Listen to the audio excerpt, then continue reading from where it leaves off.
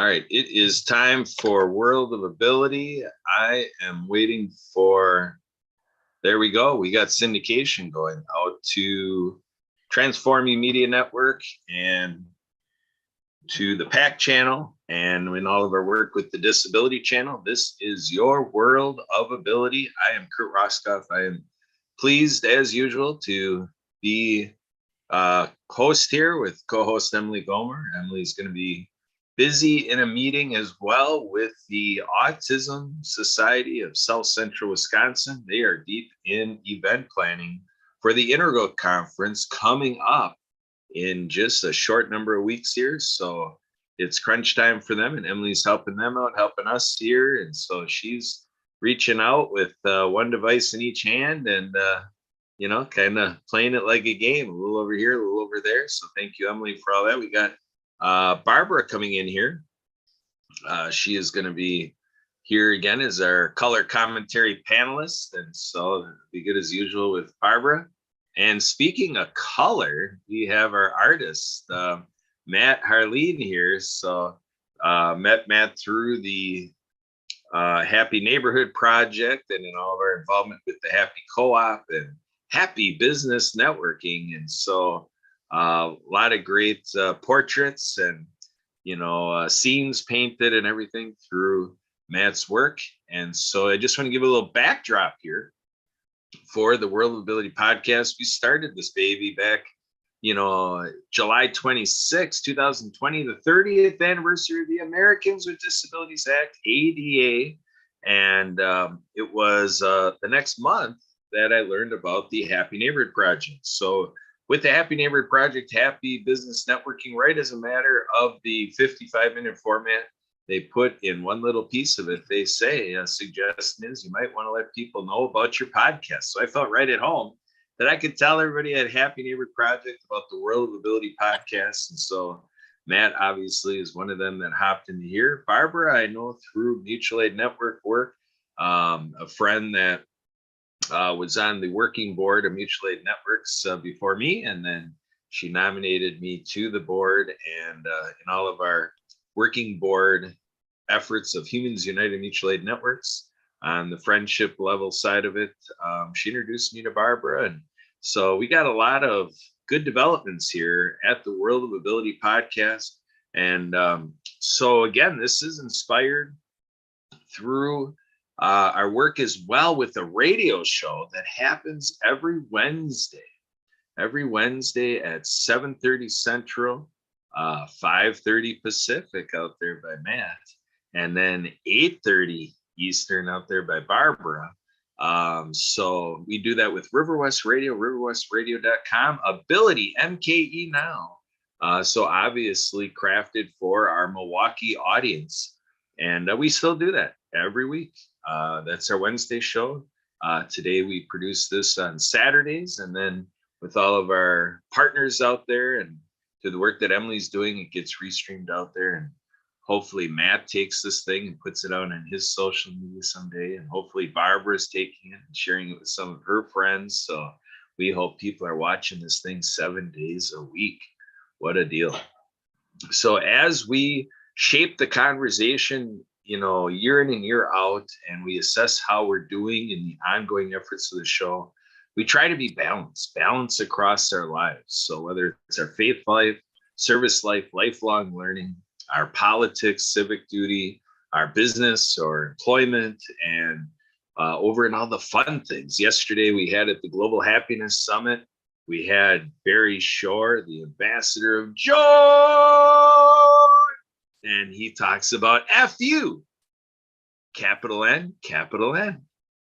So FU, capital N, for fun. So we have to look at all those fun things we do, the entertainment, the films, and the listening to this podcast, so shows and hobbies, pastime, leisure activities, travel, hobbies we take up like painting, so we can do painting as a hobby or we can do painting as a profession, but a lot of people love to paint. And so all these things we do, we have to ask ourselves, how does it all work for people with disabilities. And when we really consider that, we have to consider what demographics are we including when we use that broad stroke of people with disabilities? Because there's 2 billion, yes, 2 billion people on earth that I proclaim I'm very appreciative of and grateful for, that bring to me what the disability community is all about.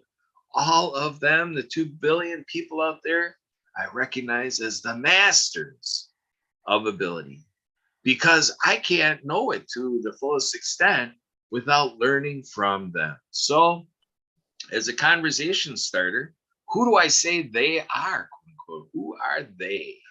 And so, with that, we get a lot of stereotypes, and it's all determined by history, which ones are the most forefront in our minds.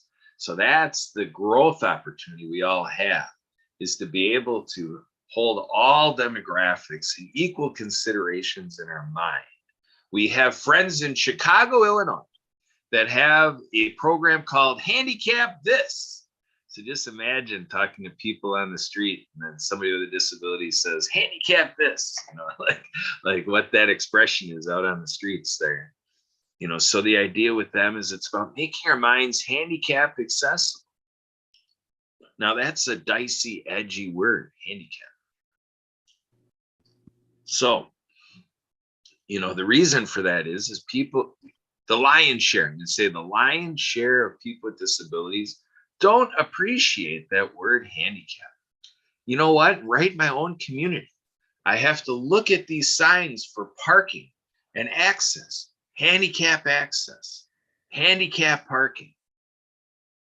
So there's a lot of things that are carried forward where the powers that be, and with our financial resources, it's not worth it to us to buy another sign just to get rid of that word.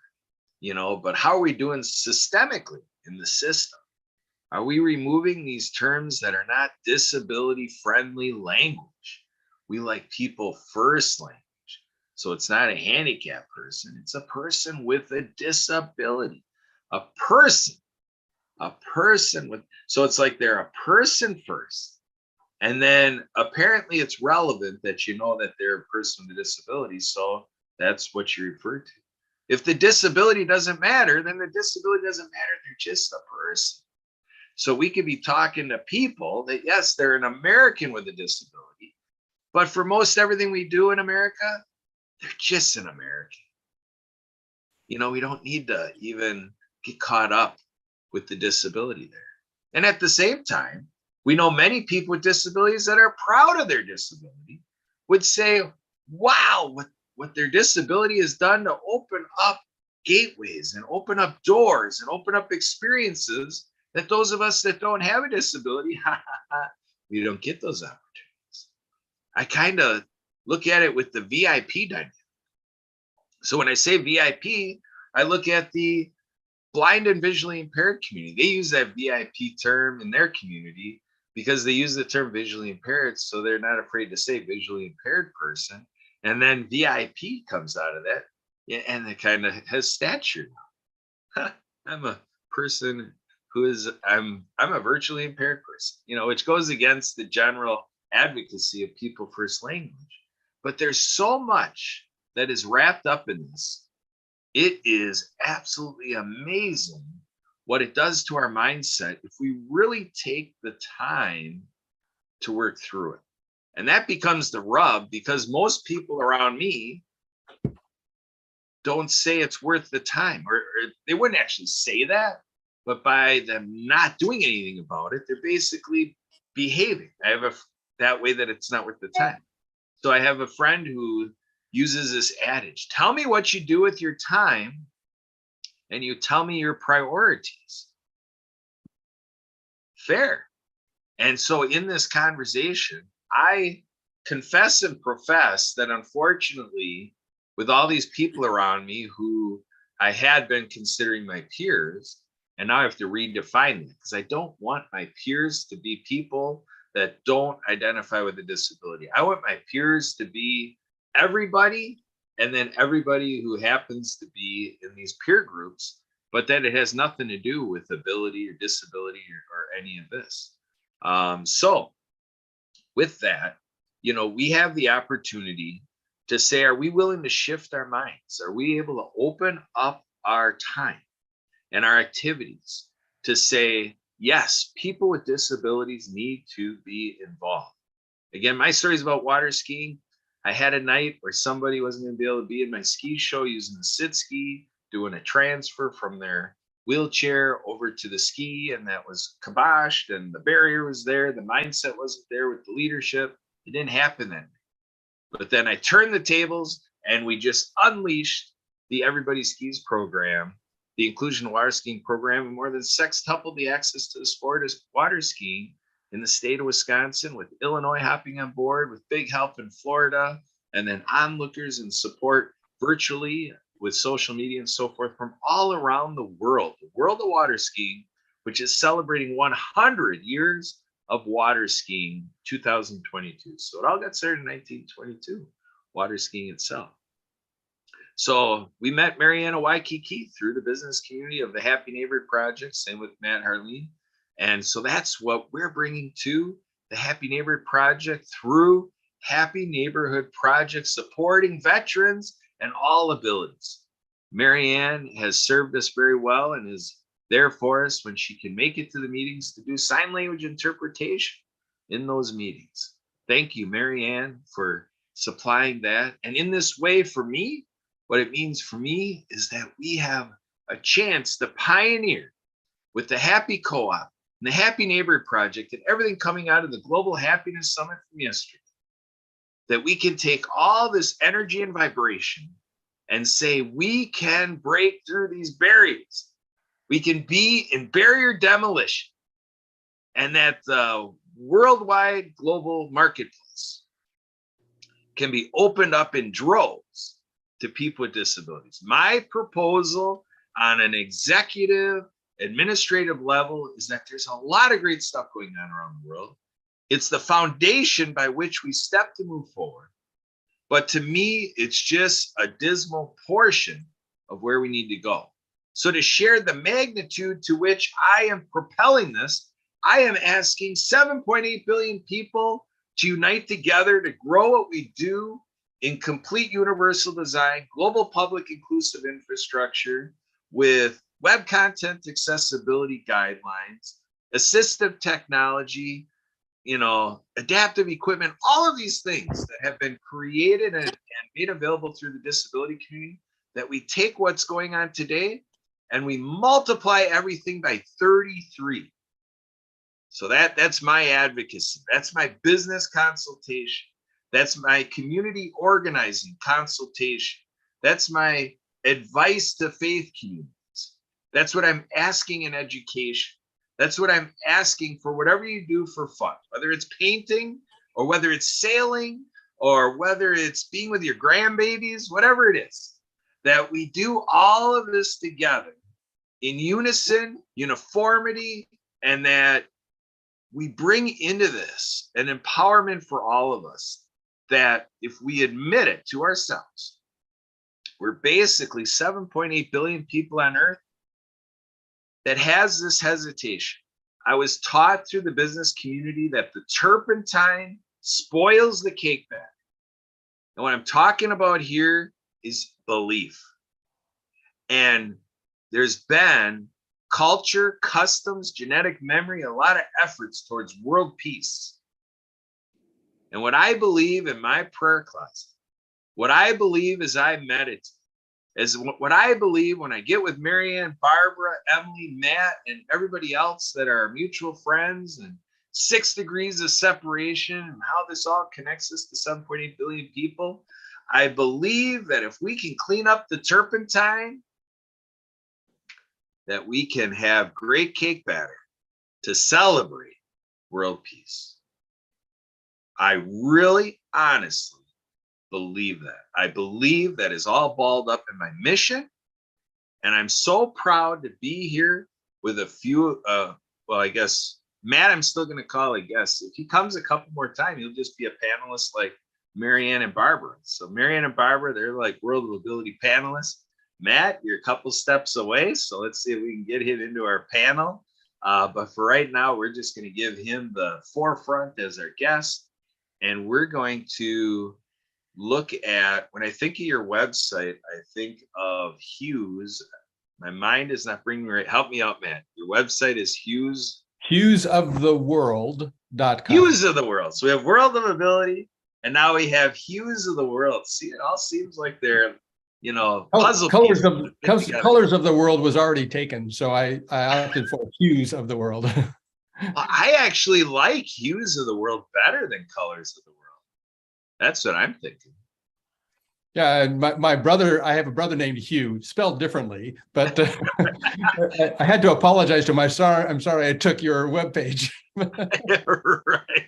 Well, he probably would take the correct spelling of his name. Probably, yes. And then it wouldn't be Hughes of the World. It'd be the one and only best Hugh of the world. Yeah, something. So Matt, come on in here and, get out that, trying to think of what you call, with all the paints on there, the tablet, the palette. The palette. The palette? Yeah. Like you're in your mouth, your palate in your mouth. A different palette. But it's got similar things. Like when you think of it as being palatable with food, it's a variety of tastes. But now we're talking variety of colors on that palette. Yeah. So Matt, let's back up a little bit before we get into what Hughes of the World is all about and what you're doing. Let's back up a little bit, because you had a day and days where there was nothing drawing you to this.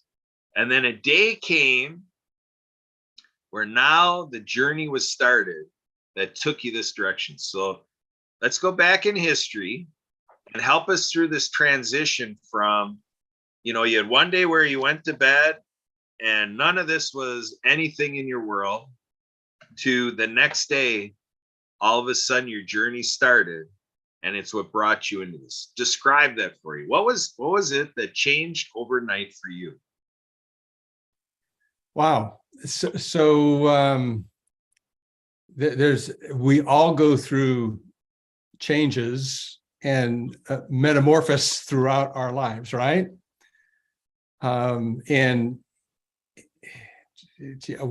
which change is it that you want me to talk about? I from my earliest memory, I've always been an artist. I actually discovered recently in some of the papers my mom left behind report cards and things like that from me from long time ago, elementary school, and the comments in there about art and the grades I got, or the evaluations. I don't know what the kind of grades they had, but art was always something I was drawn to in several ways, several terms of the word drawn. And any chance I had, I would take an art class in school. Went to summer school and took art. Just because I didn't have to make up any math or English or other courses. I just was in there to learn, to enjoy doing that kind of stuff. But at the end of high school, I opted to study something in college that would allow me to make a living. So I became an electrical engineer. And 41 years after high school, I was in an accident and sustained a traumatic brain injury. And there's all sorts of words you can use to describe what it means to have that change in your life, where you're no longer able to do the things that you're used to being able to do.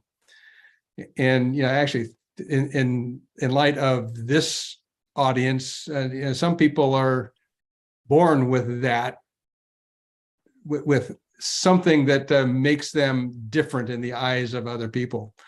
And actually, as you were talking earlier just a little while ago, you're talking about the disability and handicap and all those things. I like to think of it more as you're a remarkable person. You have your own areas of being remarkable. Yeah, I'll come back to this in just a second, but so I started painting after this accident because that was something I've always wanted to do anyway. I wanted to spend more time painting, and I started painting. And then after a while, I got introduced. I was trying to make it into a business, something I can sell my paintings. And after a while, I met this woman, actually indirectly through Happy Neighborhood Project. I met someone on Happy Neighborhood Project. She told me I needed to talk to a friend of hers, and we connected, and I painted a portrait of her daughter who has something called Wolff-Hirschhorn syndrome. And that led to another painting. And the second one, this person said, you should make a series of these paintings and tell the stories of these children and make a book out of it. And my mind immediately got started thinking, and working on this a little bit, I decided, you know, what I want to title this book is See What I Can Do. And then I thought I need to have a subtitle for this. And I started thinking stories of children with rare disorders. And, you know, I didn't want to use I've already been coached that you don't talk about disabilities, you talk about different abilities. So I wanted to have you see what I can do. Stories of, I don't want it to be handicapped children, stories of what. And eventually I came upon the fact that what I'm really wanting to celebrate is, I want to celebrate that these children are remarkable. They have overcome lots of things, but let's not talk about what they overcome. Let's talk about how remarkable they are. And so that's now the working title. I'm not done with the book yet. It's still in the process of completion, but see what I can do. Stories of remarkable children, and that's what I've been working on. I've got children from all sorts of different places around the world. Marianne likes one, especially that I did for a family in Hawaii. And I can show you that what that picture looks like. This is Paola. She's got cerebral palsy and is nonverbal. And it's not an easy thing for anyone that's nonverbal, but to have that different ability, what was amazing to me is her whole life she's not been able to speak. And yet when she was introduced to a tool called Toby, which is something that tracks where her eyes are looking, and you create a menu on a computer pad, she can actually pick what she wants to say by looking at it. And it was amazing to me how quick she was able to pick up that skill. She's a remarkable individual that has learned how to do things in a different way, but she's still able to do. I mean, she has intelligence. She's smart. She knows what's going on around her. And this is the thing that so many people look at people that they think are handicapped, and they don't look for what that person can do. And that's what I'm trying to celebrate. The stories of these remarkable children and how they have grown, how they have learned what they can do.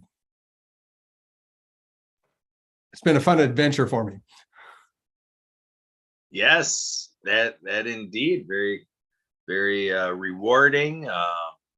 It's something that you've gone through a lot of things that have, been tough and challenging for you. And, you still live in these adjustments that you continue to make in your life. But, the Hues of the World work that you're doing is absolutely phenomenal. And, I know we at the Happy Neighborhood Project and the Happy Co-op and here at the World of Ability, you've got a lot of fans and supporters, and we got to continue to put the logistics together that, as you're trying to work, that people you're looking for to be the next person that you're painting, and so forth, that you constantly have that coming in the pipeline. Because I think it's great that you're doing this. And so with that, I'm going to check in. We have Marianne and Barbara.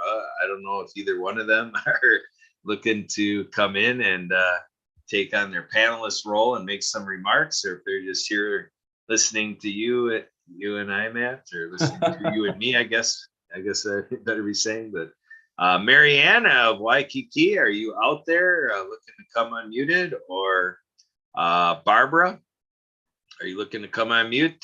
Just trying to make sure we get an invitation out there to Marianne and Barbara. It looks like Marianne's coming into the picture here. Let's see if she's reaching for that unmute button.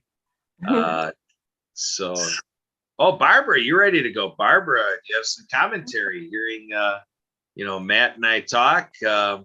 What does it bring to your thoughts? Marianne Williamson's quote that says, we think our fears hold us back.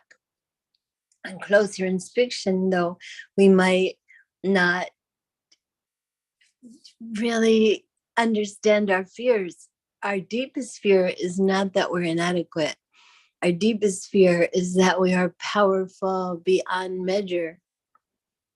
You might say, who am I to say I'm brilliant, I'm talented, I'm gorgeous? But who are you not to say that? If we're saying we're a child of God, it's not enlightened to hold ourselves back, to make ourselves smaller than we are, to keep other people from feeling insecure. As a matter of fact, when we let our light shine, we're giving other people permission to do the same. And I used that when I did a speech at Toastmasters, and people love that quote. People, could relate that when we bring out where we're talented and claim it, we're on an unconscious level enabling other people to free themselves also, to be able to have glory in where their strengths are, where their abilities are. I think a lot of people have heard that quote before, right? Because it's popular. It's like gives people hope. Yes. Could you understand me? Did I speak well enough? Yeah, absolutely. You're doing good in good Toastmaster form. So thank you very much. I just wanted to make sure that you were getting to the end of your stream of consciousness there, your thought.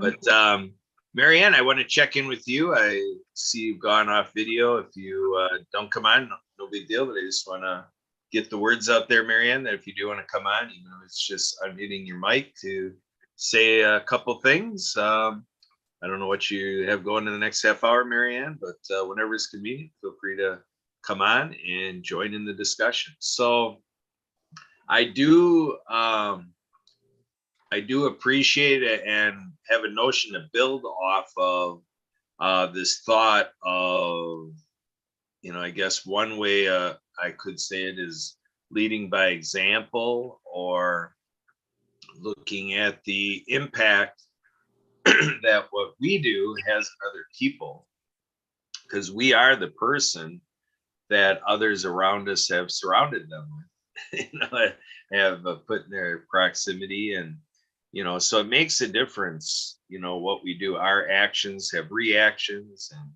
And, I think of Einstein, a reaction has an equal but opposite reaction. But let's see if Marianne's ready to give us a reaction. Are you ready, Marianne?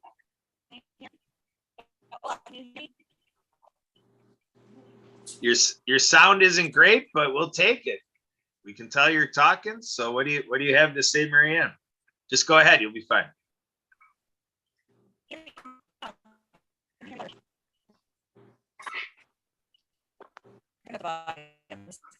So thank you for having us on today. I found water damage from the hurricane here. I'm in on the sailboat. Reporting how the teacher, English teacher from Canada, the Southeast Runner, and I got a guest in her phone. Can you hear me? Okay.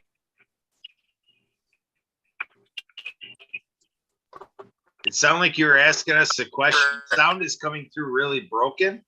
So we'll have to work on this, but what is your question? You're asking if I ever heard of something? What are you asking? No, just asking if you can hear me. Okay. Android phone. A new Android phone temporarily.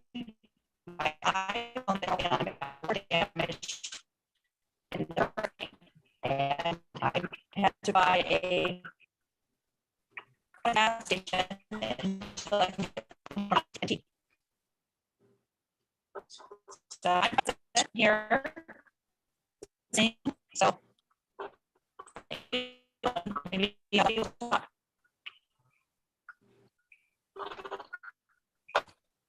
Yeah, it sounds like you're having a bandwidth issue.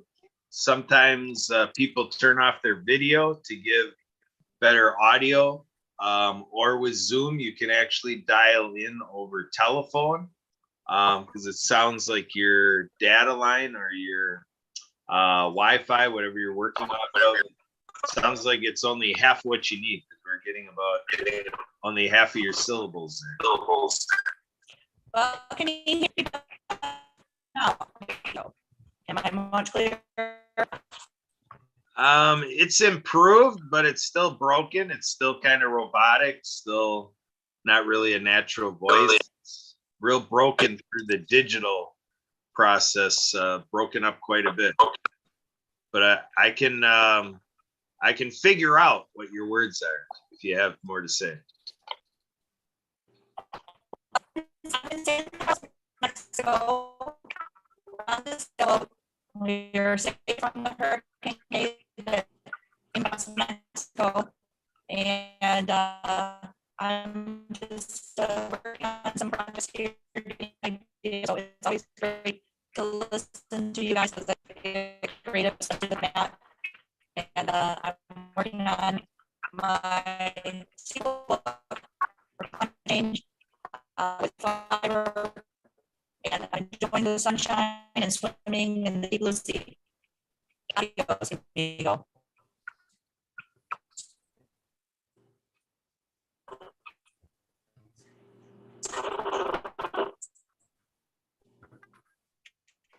All right, Marianne, I'm going to put into the chat the invitation, including telephone number, either through the Zoom app or with the notes, if you have a way to take down one of those telephone numbers, and then the meeting ID of 943-503-9264. You should be able to dial in. I think you'll have better luck coming in on a phone call. So you're welcome to just listen.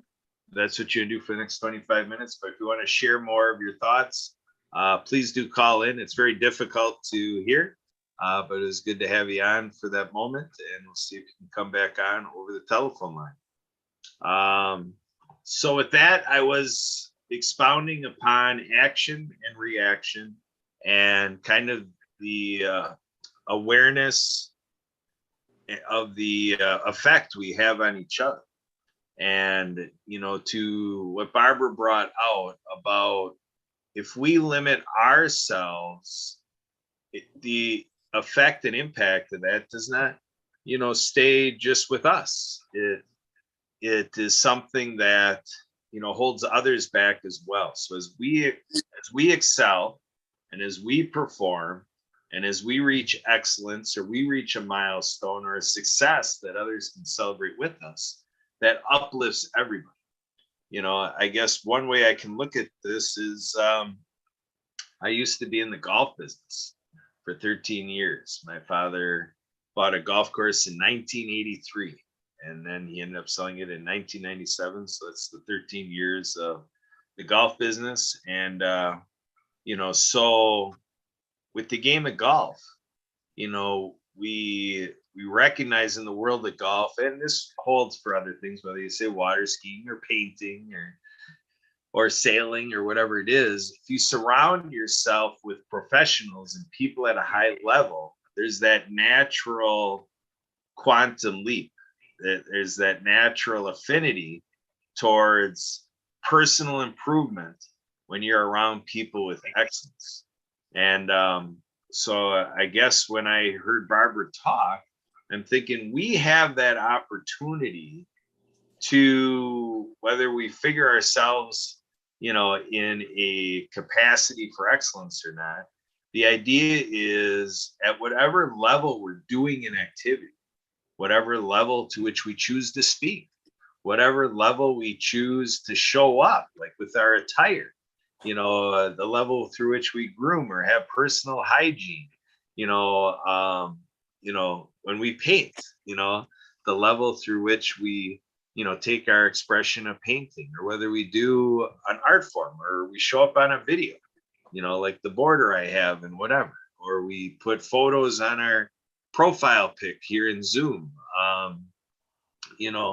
or how we use Zoom, the idea, like with Marianne, I was helping to say, hey, when we struggle through the Wi-Fi data side of what Zoom offers, to be aware that there is a phone line option coming through a regular telephone call.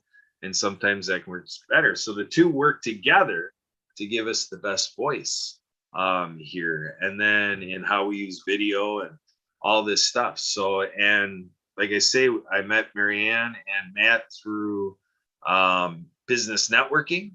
That in itself is something that we perform at a certain level. When I was at the Global Happiness Summit yesterday, midway through the program, I was able to speak as a mentor.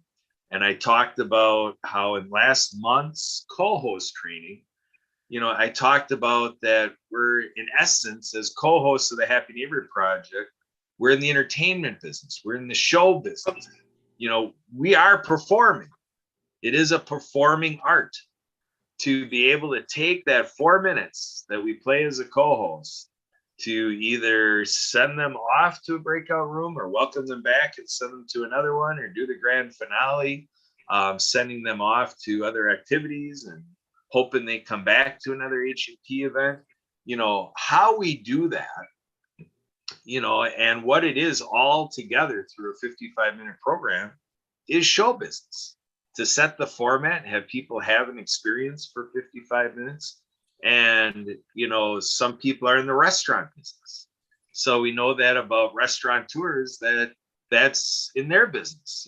Presentation is everything. You can take the same thing you cook up and how you put it on the plate and how you put it on the table and how you have people enjoy that food makes all the difference in the world to that experience of cuisine, and so I'm really trying to build upon what Barbara has brought forth, because I really like it in the wheelhouse of, what I'm aiming to do, and this is a sharing of what happened in my life, because,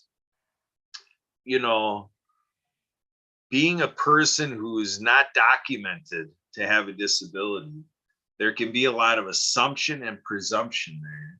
And, I talk about how for 4 decades, the practice of discounting what another person around me can do only for the fact that they have a disability. And so the fact that I changed my regimen 10 years ago, and the last 10 years of my life, I've been able to cultivate this, which has inspired me to refer to the disability community as masters of ability. You know, this is something that I feel has been placed as a gift in me, like literally in me. You know, like it's inside of me. It stirs in my belly now. It has its place in my heart now, and it's on my mind pretty routinely now. And so it's something that, you know, I had to have those moments where I decided to reach higher. I had to decide to go for greater achievement. I had to decide that it does not matter to me what the other 7.8 billion people on earth are doing. I'm on this planet. I'm sharing this with all of you. And there is a set of experiences and a manifestation of that and an availability of consciousness that I decide what I'm going to do or not.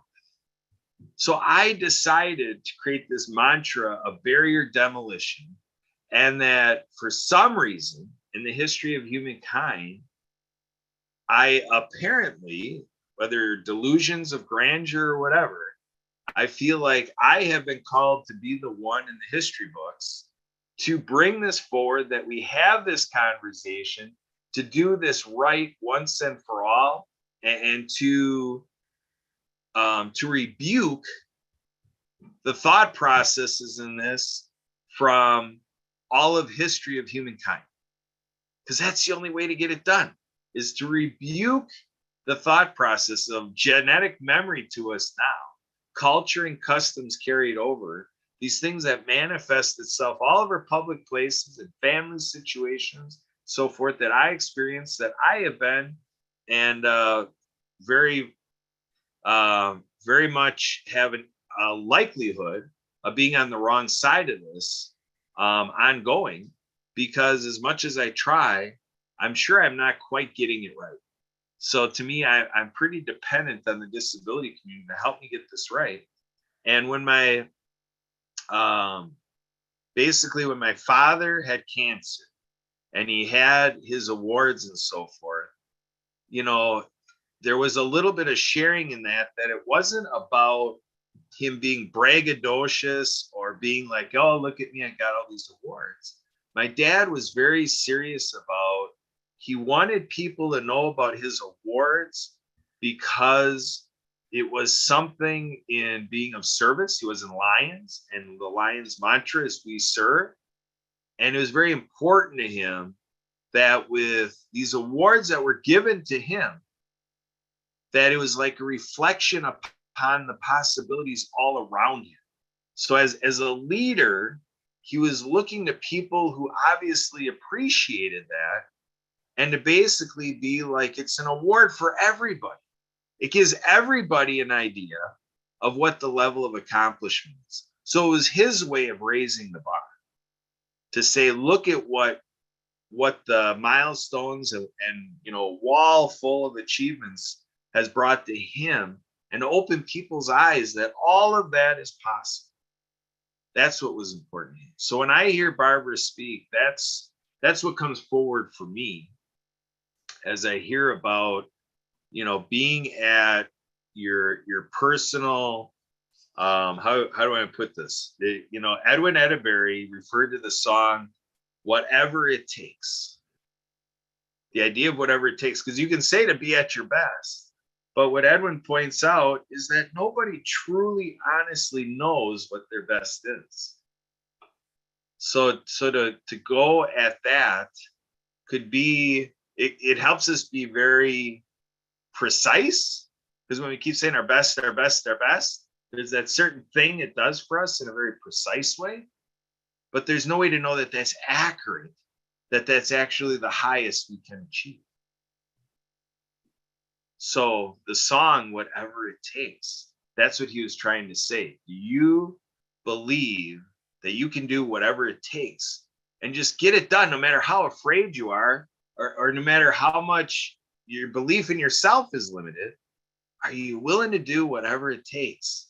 Just get it done. And that was the type of faith I needed to have when I broke this thing of my friends told me the dude couldn't ski, to turn around and then more than sextuple the axis. I had to believe that there was something in all of our water skiers that hasn't been brought out yet.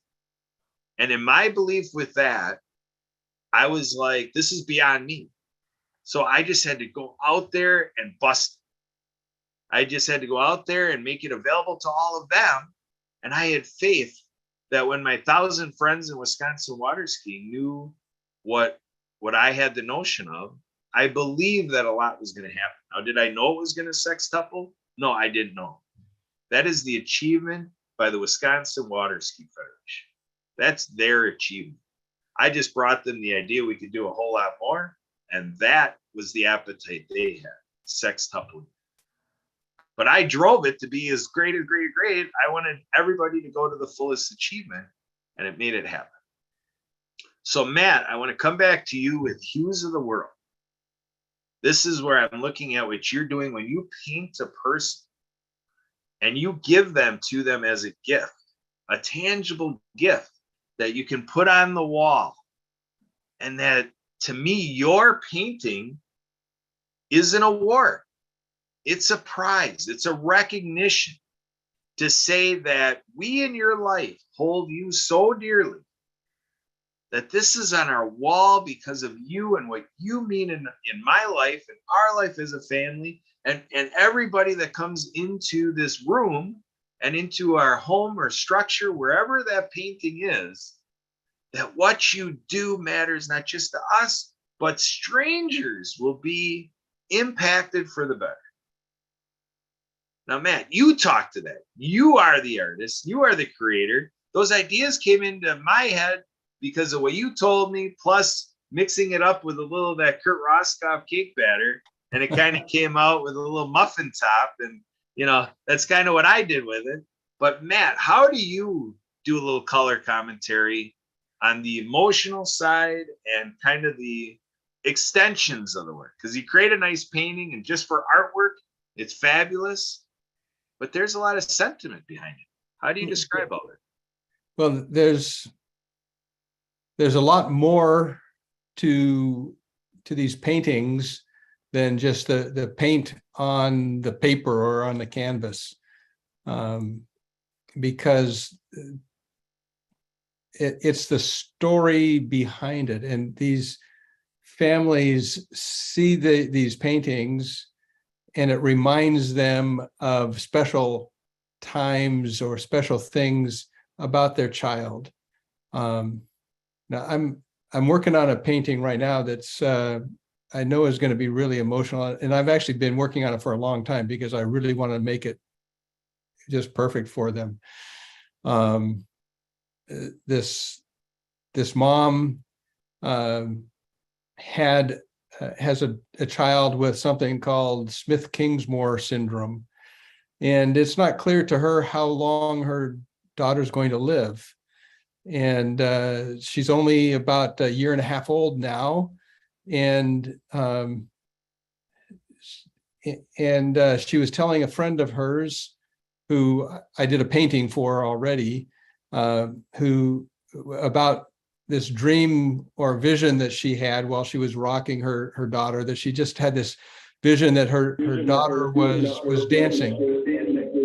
Oh, we have some feedback here. She had this dream of her daughter dancing, not knowing at all whether her daughter would ever be able to dance. And she was telling this story to a friend of hers, and just thinking it would sure be nice to have a painting of my daughter doing that. And this woman, this person that I did a painting for already, said, "You need to talk to Matt." And so we talked, and I got the story about their daughter, and I'm actually doing a painting of her two daughters, an older sister, and this daughter with Smith-Kingsmore syndrome. And it's a vision for what could be, what may be, what we don't know, what will actually happen. but this is an opportunity for her to have this dream come true for her daughter. And this is something that it's that emotion, that imagining of what could be, that is just the whole essence of what I do, is providing people with that hope, or that dream, that vision of what could be. And it looks like we am I the only one here now? I'm here too. And I wanted to clarify that Marianne Williamson, who created Workhorse and Miracles and wrote the book Return to Love, that was a very sloppy quote of from something that she said very beautifully. And it's called Our Deepest Fear.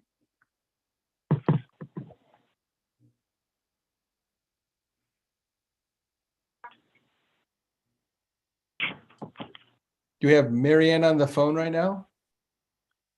This is Barbara. Actually, you've got right now too. Can you hear me? Yeah, I can hear you now. Awesome. Yeah, Kurt's going to be back joining us momentarily. But yeah, thanks so much for sharing that, Matt.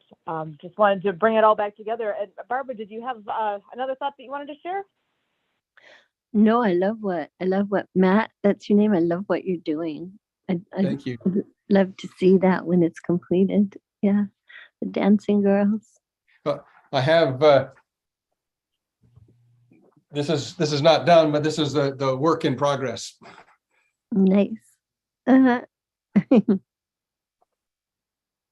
beautiful. I'm looking forward to seeing that. I actually am not where I can visually see what you have there. So is that something, when you make, have all these different beautiful things you're doing, do you like take a picture and post it somewhere that you have a record of what you've all done that you can still share out even after you don't physically have it anymore yourself? On my web page, there's a section of my web page that has all of these series of paintings and the stories about these children. So you can go to hughesoftheworld.com, and from there you can find the paintings of these children. And did you say that it was called Tobii? That was the eye recognition? Yeah, Tobii, Tobii. Thank you for sharing that. So I have another painting that I recently completed, that of a little girl with something called Oker-Chung syndrome. And, you know, she's one of only 200 in the whole world that have been diagnosed with this syndrome. But she had difficulty walking at early on and had to wear braces. And at 5 years old, she was able to discard the braces, didn't have to use them to walk. And I don't know why they decided this, maybe because they're in Colorado, but she wanted to learn how to ski. So 5 years later, after being tethered to her instructor so that she wouldn't fall down, she was able to actually solo ski. And that same winter, she competed in the Special Olympics. Wow. She came in second in her age group. This is her mom was telling me when she was telling me about her daughter, that she was concerned early on that moms are concerned when their babies aren't crawling or not doing all the different things that they expect that they should be able to. By the time you're 9 months old, you should be doing this, and when you're 12 months old, you should be doing that. Well, she was expressing her concern to the doctor, and the doctor knew that there was something different about this child. And she said that the doctor said, you need to stop talking about what your child can't do and just focus on what the child can do. And And that makes all the difference in the world, focusing on what can be done. And that's a painting that you did? That's a painting I did, yes. It looks like a photograph. It's awesome. I'm so happy to hear somebody who's a doctor that's making comments like that as well, because that was one of the phrases that a good friend of ours had taught me actually back, and I've heard him say it so many times now about look at my ability, not my disability. And Yeah. It's refreshing to hear that there was a doctor that was making a similar type of comment like that, because I know sometimes they tend to be the deliverer of more of the grim news versus the positive side. So Yeah. I'm very happy to hear that. There's another painting I'm working on so when I was in high school, I worked at a Boy Scout camp in the summer times, and I had 1 week my boss came to me and said, Matt, there's a scout that is blind that needs your help this week. He wants to earn a merit badge where he has to observe nature, the trees and animals and just the environment for 8 hours during this week. You need to be his eyes and help him to be able to observe what's around the camp. So we spent that week learning about all of the different trees and identifying them by touch and smell and feeling the pine needles and how many there were in a bunch and stuff. By the end of that week, he knew every tree and plant in the camp, and we'd look for sound evidence of birds and other animals in the area. What can we do with everything but with our eyes? And it was amazing to me. It taught me a lot at that time of, let's just not focus on the fact that I can't see. Let's figure out a different way. And isn't that what we all need to do, is learning how to do things in a different way?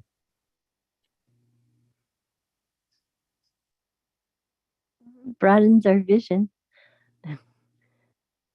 Broadens our ability to see, right? Yeah. We learn to see in so many ways. Exactly. I used to love my sense of smell, going through the world, like being able to smell everything and loving that. Yeah. So many good fragrances.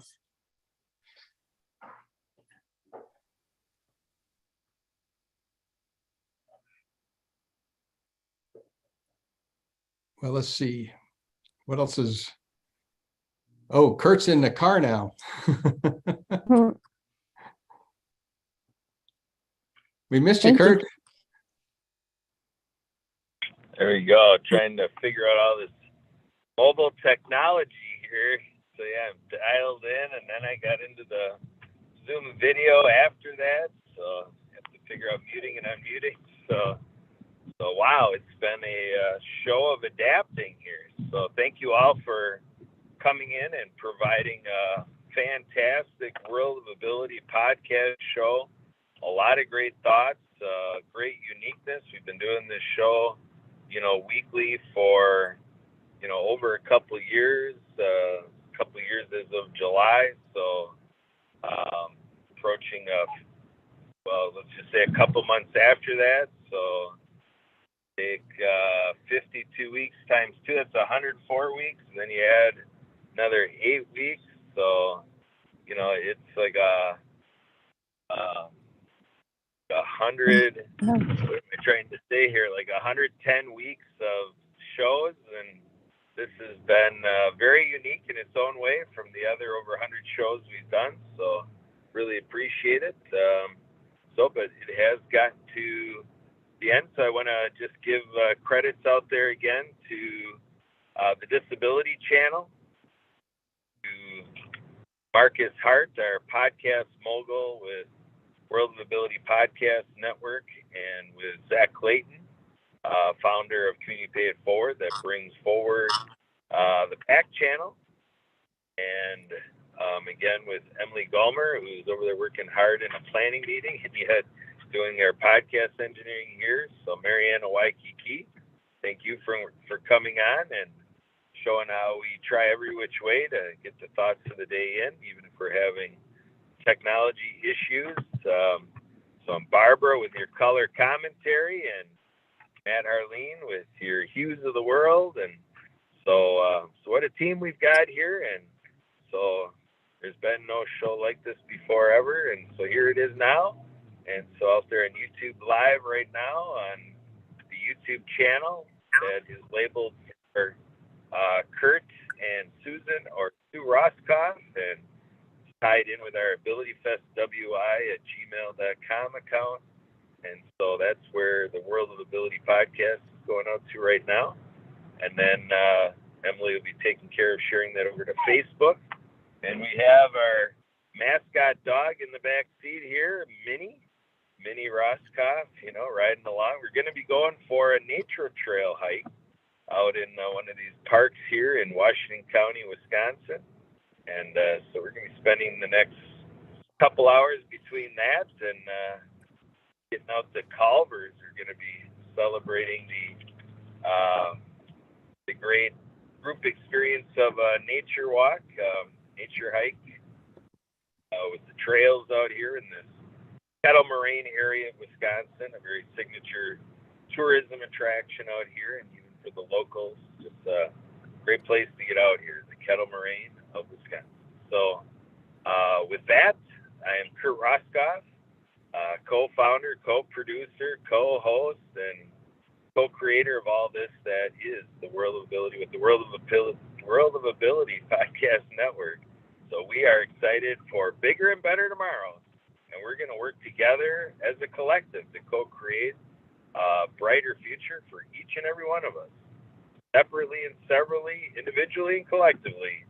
We're doing it right here, World of Ability. With that, bye for now, and Emily, if you can do the honors of taking us offline and get us back to private. It's enough for the public. Bye, everybody. Thanks for being here.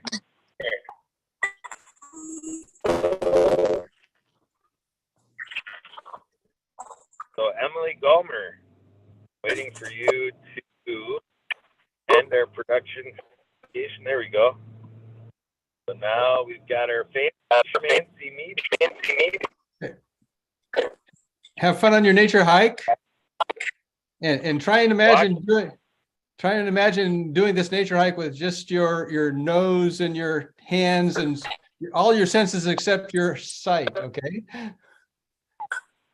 Pretend you're blind. Okay. So wait, hold on here. Emily's telling me she can't. Uh-oh, did I not give? How do I do this now? I have to log in, folks. Hold on here. We're still live on YouTube. Emily's telling me it's hard to get good help, folks. Yeah. But we're gonna get it done. I got to go. All right, thanks, Matt. We'll catch you another time. I'm just working on shutting it down. Yeah, Emily, you're supposed to be watching this stuff now. I got to figure this out mobily here. So sign in with Google, continue. Go, I got to sign in with AbilityFestWI@gmail and take care of Emily. We need you to have quality control and quality assurance.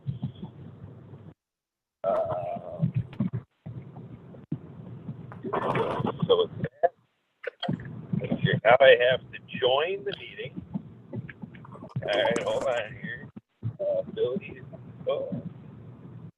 We're on rocky roads here, folks. Join. I should be in. All right, reclaim host. Got it. No audio because I'm on the phone. Yeah.